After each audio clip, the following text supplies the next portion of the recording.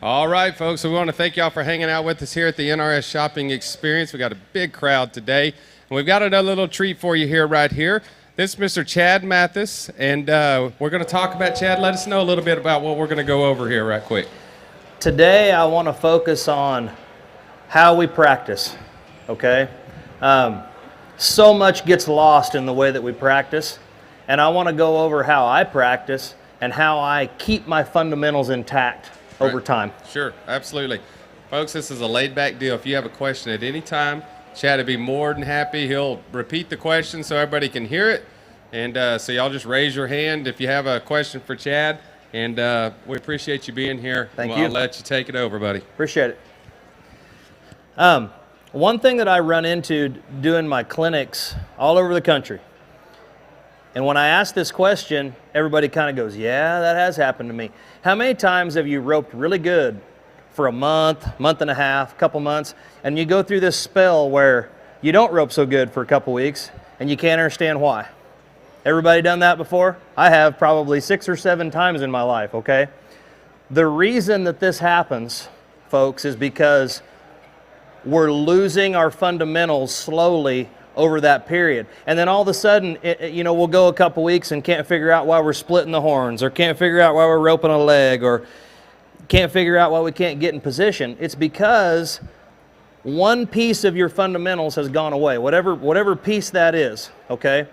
I want to show you today how I practice to keep my fundamentals, okay? I have to keep my fundamentals. I rope for a living, and this is how I keep them.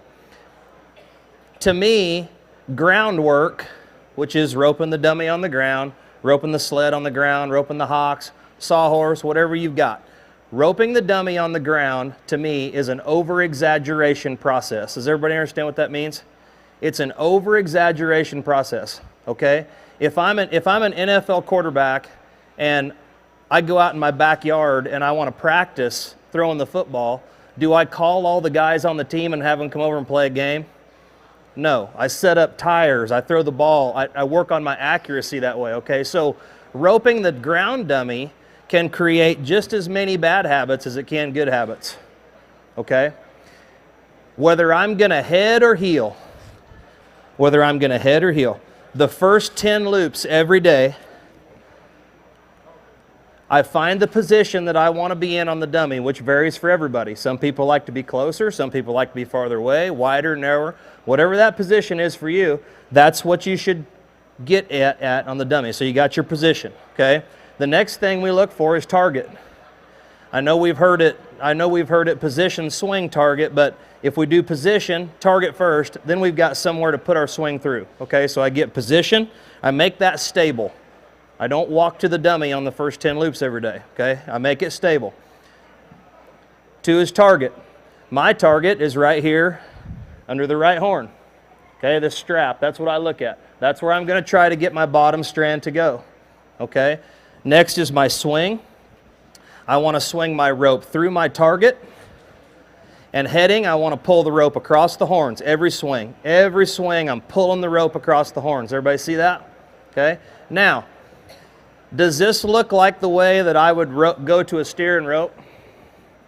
This big and this over-exaggerated? Okay? No. The dummy is for keeping your fundamentals. So I've got position, that stays the same. I have my target, I have my swing coming through my target, and I'm going to slow down and over-exaggerate the delivery. Okay? Now, this is what I want you to notice, because this is where headers and heelers get in trouble. Look where my hands are. My left hand is straight in front of me riding my horse, and my right hand came to my left hand. All right? This is the main problem that I see all over the country with low-numbered headers. We are so anxious to get our slack that we do not finish our delivery, okay? So, the first 10 loops every day, I do not pull my slack. I got my position, my target, my swing, my left hand is out where it's supposed to be, nice big open loop, nice big open swing, and I'm going to take the bottom strand underneath the right horn, come to my coils. This is my first 10 loops every day. I'm a number 8 header. This is what I do every day, okay? If I do these things every day on the first 10, make sure that I get 10 in a row clean. You can't split the horns on one and count it and rope a half head. 10 times clean on the dummy, no slack. Your fundamentals stay because you brought your fundamentals back, okay? So you get the first 10. You get the first 10 in. If you get the first 10 in good and clean, you're happy with them, everything looks good, then you can incorporate your other stuff back in, okay? Now I've established those fundamentals every day. I've already established those fundamentals. Now I can go back, shorten my loop up a little bit, come at it like I'm coming at a steer, okay? And I can do that with confidence and success because I over-exaggerated on the first 10 and made sure that I was going through my steps, okay? Not enough people do that. Why do we, let me ask you this. Have you ever been in the short round and just had to catch one? Right? We've all been there if we team rope. All you got to do is be 10 flat to win the roping, okay? Why do we get so nervous? Why does that happen? Does anybody know? The reason we get so nervous is a lack of confidence in our fundamentals, okay? If I know for a fact that I can stand here on the ground and do this 10 times in a row, what's the difference when you're on the horse in the short round in the same position, moving with the steer? There is no difference. The reason we get nervous is because of lack of confidence in our fundamentals, all right? That's what we need to do more of. We need to work on our fundamentals more. Same thing when I heel, and I'm a healer. I heel most of the time. About the only time I head anymore is if I'm training horses or maybe a local jackpot at home, but same thing when I heel, okay? When I'm gonna heel a steer on a horse, I've got everything in here tight to my body, okay? My first 10 loops on the heel dummy every morning are just like the head dummy. Size my loop out, make sure I've got my position, my target, swing the rope through the target, nice big open swing, big circle with my hand, okay? Whatever I practice on this dummy will come through on the steers or when I get on the horse, okay? Over-exaggerate, make sure I've got my tip coming through the target, slow the delivery down from the swing, and over-exaggerate here on the ground. I want more loop to come through when I rope the dummy on the ground than I do on the horse, okay, when you're heeling. And here's why. Most of us stand too close to the heel dummy when we rope it, okay? I've done this, guys, a million times in the past, where I'm roping my ground dummy and I'm trying to get the loop to look perfect, okay? I'm trying to get it to look the same on both sides, right? We've all seen that and heard that. So I can stand here real close to this dummy and I can stop my hand on the outside and we think that's a pretty good loop, right? Looks pretty good. But when we get up on the horse, we are 3 foot taller than I am standing right here most of the time. That's an average, 3 foot taller. So if I try to throw that same loop that I just threw from 3 foot farther away, where I'm stopping my hand on the outside, the loop is not going to go through as far. Your loop will not go through as far when you're up on the horse as it will when you're on the ground delivering the same loop, okay?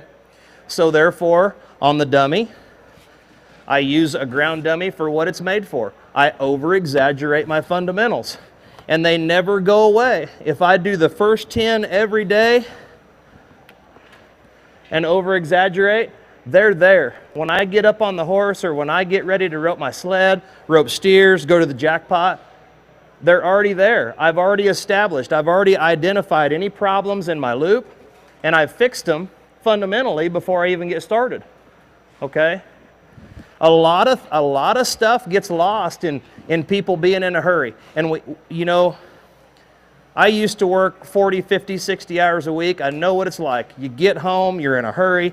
The guys are waiting on you to rope. You throw your stuff in, you saddle, you go out there. Everybody's standing there waiting on you if you're running late. And I mean, you got your horse saddled up and you're loping and you're warming up and let's rope. Let's do another one. And you never slow down and identify problems, okay? So that's the main thing that I wanted to talk about today. And I want to spend the rest of the time, it's like I told the folks here yesterday, I can stand here and talk about team rope until midnight Thursday, okay? But I want to spend the rest of the time talking about something that you guys want to talk about. A specific question, horsemanship, head and heeling loops, different types of loops, whatever you guys want to talk about, I want to spend the rest of the time doing. Nobody, nothing? The what? Put y'all on the spot. Okay.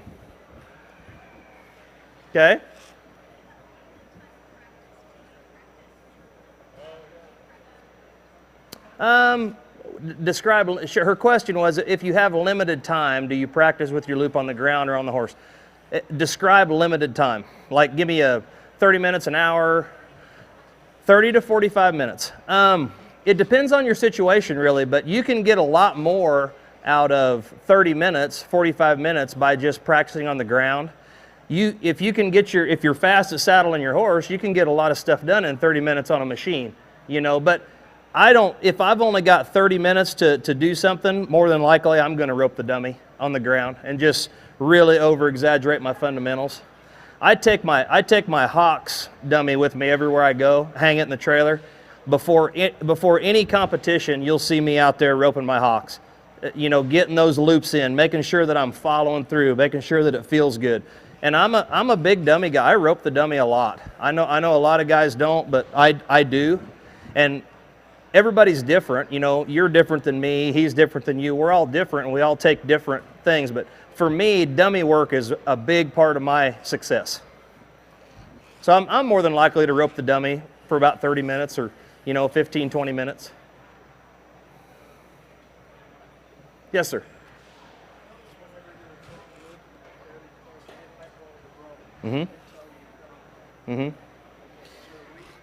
Yeah, it goes back to, his question is he said when I was roping the dummy, I was hanging onto my rope all the way through. And it was kind of what I was going back to. It's over exaggeration, okay? If I'm standing here close on the dummy, and I want you to watch, when I let go of this too soon, okay, where'd the bottom go? The bottom went away, okay, because I didn't keep contact with the rope. So I want to keep extra contact with the rope here so that I will have enough contact on the horse, okay? Just like a minute ago when I said if I let go, if I'm letting go outside the leg and trying to throw that perfect loop here close, when I back up and I get up on the horse farther away, I don't have the follow through that I need. And so when I rope the dummy on the ground, and I scoop more than trap, I do use both, but I scoop more than trap, so I'm going to overemphasize, I'm going to bring the loop all the way through and then let go. That's how I practice on the dummy right there. Because I want to make sure that I have the ability to come down with that loop and hang on to it long enough when I get up on the horse, okay? That's why. So much stuff gets lost in practice. So much stuff gets lost in practice. Go ahead. How would you ask this question? A lot of times when we're roping, the guy's like, no, you just need more time riding and roping. I mean, you got to divide up between working on the dummy, working on the mechanical, and roping steers in a week. I mean, how much time do you think is more effective to make you a better roper in each situation for a week kind of schedule? His question is, how do you divide up your time? I'll just go through my week for you, okay? I ride a lot of outside horses. I've got 3 horses of my own, good horses that I rope on, but Mondays is usually machine day. I rope the machine on all the horses, head, heel, try to work on anything that I felt from the weekend, you know, try to fix those problems slowly, usually at a trot, maybe a slow lope, okay? Tuesday I come back, whatever I didn't get done with the horses on, and these are my good horses, not my outside horses, but these are my good horses. Tuesday I usually try to have my partner or somebody that heads really good come over and spin me steers in the afternoon. If I wanted to reinforce something on the machine from the day before, I'll give him 10 or 15 on the machine, and then we rope steers. And I try to run the first 10 or 15 on each horse kind of for myself, just whatever they need. If I feel like I run 5 or 6 on the 2 good horses and they work good, I'll quit them for the day, you know. A lot of steers. Come back on Wednesday, rope the machine, and then the same thing on Thursday, back to steers, preparing. My weeks are spent with my good horses preparing for where I'm going that weekend. I mean, and that's, my machine gets way more runs than I do cattle. My 2 good horses know the program. They know that I've had them long enough. They know me. They know what I'm asking for, and so they're on the Heel-o-Matic program where I can overemphasize and they understand what I'm doing. Now it takes me 6 months to a year to get a horse with that program, but I can take both my good horses, and if one of them feels short or one of them feels strong, 10 or 15 runs, I can pretty much have them fixed on the Heel-o-Matic because they understand what I'm asking them to do. But most of my time, and I do rope the ground dummy every day. A lot of people ask me that. Do you really rope that thing every day? Every day. I don't head, like I said, I don't head very much at all, but I rope the heel and dummy on the ground every morning. We go to the barn, feed the horses. That's my first half hour of the day, every day. So pretty much a third, you know, but probably steers to machine, probably more machine. I feel like I can get more done in a short amount of time. That's a great question. It's a great question. You know, most people don't have a chance but to rope once or twice a week, you know, and where you get in trouble is, just like I said, you get off work, you run home, you scramble, you get everything ready, then everybody's waiting on you. There's pressure. And if people would learn to take the pressure away and slow down and say, hey guys, you know I'm running late, but man, I got 10 loops on the ground dummy here. And most of the time, your healers will be better for it, you know, because you're going to have all that crap, all that clutter out of the way where you can turn steers for them, you know, or vice versa. So just try that. You know, that'd be a challenge from me to you guys. When you go home from Las Vegas and you're gonna rope this winter, challenge yourself to, okay, before I go rope steers, I'm gonna rope the head dummy 10 times every time before I go. I guarantee you'll see a difference, especially if you're trying to get them clean and overemphasize. Okay, good question. No more? Yeah, go ahead. Yes. Mm-hmm.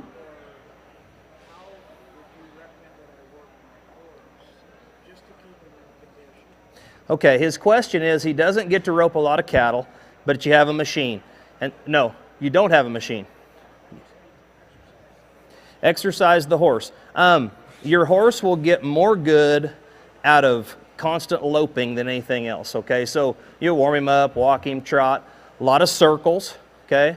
A lot of, do you head or heel? Heel. A lot of circles. I like to make my horses, like when I'm warming them up, a lot of speed changes, you know, make them go, make them back off, make sure they're in your hand, a lot of moving off to the left. A horse has to be able to be in the left lead, a heel horse needs to be able to be in the left lead and move off to the right off your foot, okay? That's a big one. That's one that I get a lot of horses in that don't do that. But basically just getting them in control of what you want to do. You know, anything that would happen in a run, speed change, needing to move over a little bit, checking up in the corner. You know, I do a lot of, like when I warm them up, I do a lot of speed changes, and like I'll blow down through there when I'm warming them up, just riding, and I'll go ahead and pick up that shoulder, and as I slow down and do that speed change, I ask them for a little bit of this right, you know, just stuff like that. Control. The more control you get, the better off you'll be on steers, because it doesn't matter what horse discipline you're in. If your horse will not move off your leg standing still, he will not move off your leg going 9-0 down the arena. And so that's what I mean. We work on a lot of that. Okay? Good question. Good question.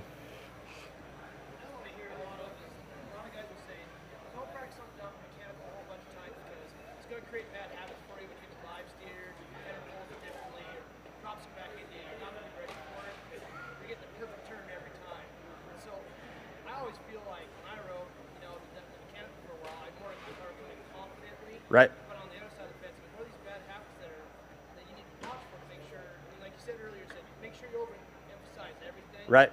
So, I mean, do you just keep doing that when you're on the mechanical on Monday and Wednesday, or how do you? What will help you on mechanical? What will help you on mechanical? And he said that his question was, he's got a lot of guys saying, well, don't do too much machine because you'll get in this super rhythm, you know, that you're not going to have on cattle, basically, right? It's not going to be the same thing. Well, this is where this machine is different than the others to me, okay? This machine hops like this, okay? Up and down, up and down. And if you watch the toes, it's going in a circle, okay? That's what a steer does. And that's what you see. That's what you see on a steer. When you come around the corner, you see a steer making a circular motion with his feet. Now, every jump might not be perfect or in rhythm, but it's still what you see, okay? So when you're roping this machine, or when I rope my machine, what I see is what my mind reacts to, okay?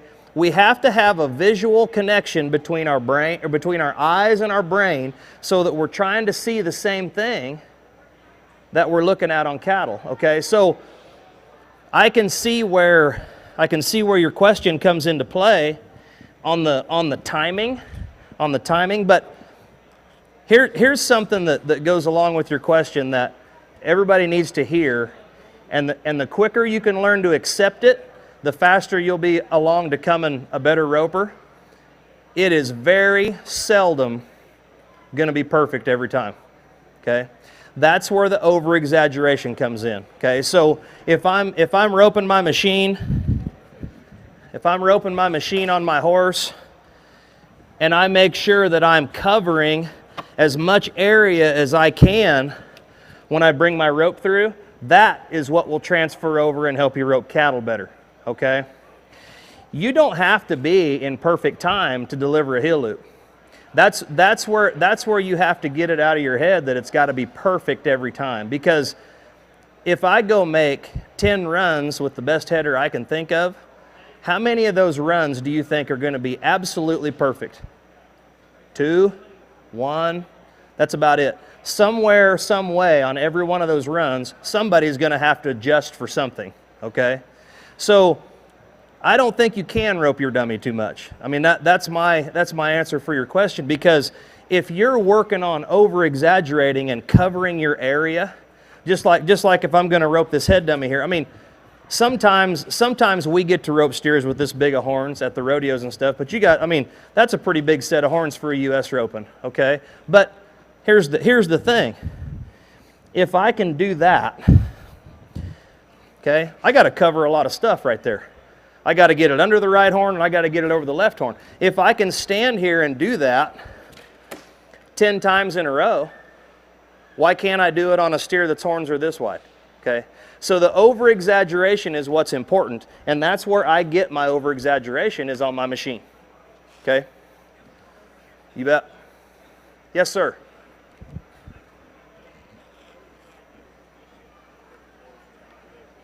On healing? Yeah. What you mean? What position do I start? Like, go through the whole corner? Okay. Where's my ideal position to deliver? Is what the question was. Okay. I rope closer than a lot of guys do. I have my whole life, but I think the perfect place to be is when you come around the corner. I think that the tip of your rope should be right over that steer's hips, right there. Am I over the hips right there? That's where I think the position needs to be. Now, what goes along with that question, 10, what goes along with that question is What number is your header? How good does he handle cattle? How good's your heel horse? What type of cattle are you roping? Okay, what's your number?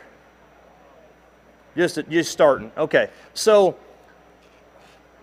a lot of the problems that lower numbered ropers have is they think that they're trying to do the same things that us professionals are. Okay, if I have a number 9 header come over to the barn and turn me steers, I'm going to ride different position than I am for a number 4. Okay, so for you, you're going to want to play your averages. Okay, my spot that I'm going to ride to heeling for a number 9 header is a lot smaller than it is for a number 4 header. Okay, I'm going to try to get to the exact same place every time for a high numbered header because I know that that's what he's going to do. I don't have to guess. Okay, the lower numbered header you go and the worse the head horse gets, you got to make your area bigger. You got to allow for problems. Okay, so to me, the answer to your question is where you're at. I would rather be closer in the corner than I would farther away, and this is why. If I come around the corner and I'm too close, okay, most likely if I'm riding a finished horse, it's going to take a couple jumps, but he's finally going to back off, and I'm going to be able to throw just as soon as I get separation. Okay, if I'm late, if I'm holding off trying to figure out, oh, what's going on, okay, so now I'm coming through the corner, I'm squared up, I can't throw because I'm too far away. Now I got to get to here before I can get to here again. Okay, so you play your averages. Okay, I would rather be closer so that I can pull off and rope going away than I would be too far away, then close, then back away. You're taking a step out of the process, basically, right? Did that get it for you? Okay. Go ahead. You're my man. I love this guy. All right. So, one of the things that happened in the Northwest is they're putting that front outside right leg on the front of the animals now. Mm-hmm. Because they're trying to get that crossover. Mm-hmm. I think it's great. But do you look at the front legs when you rope? How much of my hocks kick out? Okay. I'm not telling my hocks. Right back to what you see. Okay? It's right back to what you see. Can you cheat this? You can, but you better have a heck of a lot of rope control to do it. Okay? I think that the front legs are great because it shows you that you're out of time. But what most people run into with stuff on the front is they get to paying more attention to the front than they do the back. All right? It's almost impossible to rope this thing slick and clean when it's moving and it's forward like that. And especially if you put a little piece of rubber mat down here where this thing, when it comes down, it's hitting the ground right there. Okay? It's all about what you see. It's all about what you see. And so all that stuff is great and you can dang sure miss it, but it's still, you're taking your focus away from what you should be watching, to me. I mean, it's like we were talking a while ago over there. The Heel-o-Matic guy and I were talking. How far do you take this? How far do you take these before it's, before it's just too much, To me, the over-exaggeration is what wins the day, okay? And you can over-exaggerate on a wooden sawhorse, This is a very key part of my living right here. I use it religiously and every day, and I couldn't make a living without it. But in the end, it all comes down to what you see when you rope and over-exaggeration. There's a lot of machines out there, but none of them look like this when they're hopping. And that's why I use it. That's why I use it. Yes, ma'am. Mm-hmm. I know, right? Yeah. So anyway, are you working it at a trot? Most of the time. Hi, Andy Hilton. So you're not real time speeding? If I'm preparing, her question was, what speed am I working on the sled? 99.9% of the time it's a trot on horses that understand my program and what I'm trying to do. My good horse, I rode at the BFI, Cheyenne, all those. I hardly ever do anything but trot on him unless I rope steers because he just wants to go all the time. And so I constantly slowing him down. He's the only hill horse I've ever had that I have to shorten up. Most of them I have to free up. I have to shorten him up. So I'm always trotting, always coming through the corner, putting my rope down, trying to get him to whoa, whoa, whoa, whoa, whoa. So trot. Most of the time is at a trot. Yep. And you can get so much more done once a horse understands what the program is and what you're trying to do.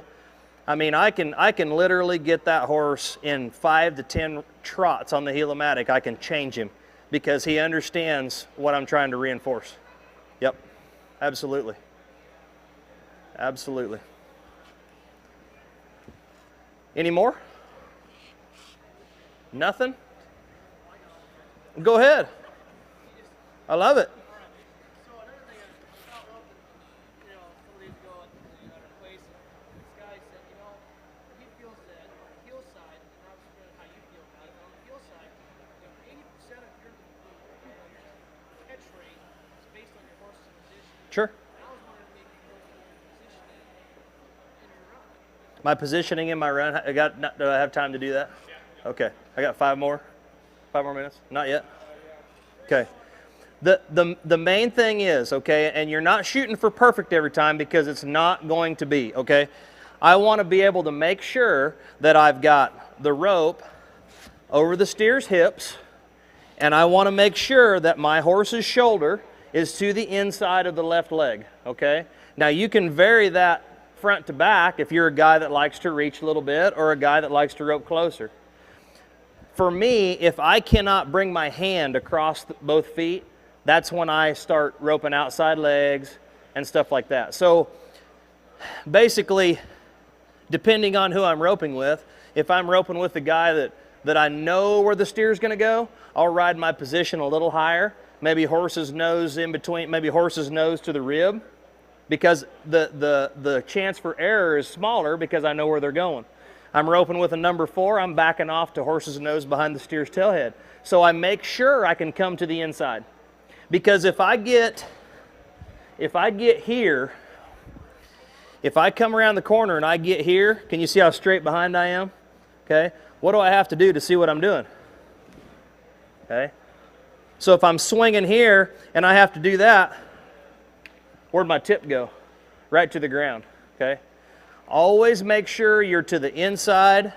You can be too far to the inside, but too far to the inside is better than being here for a lower numbered roper.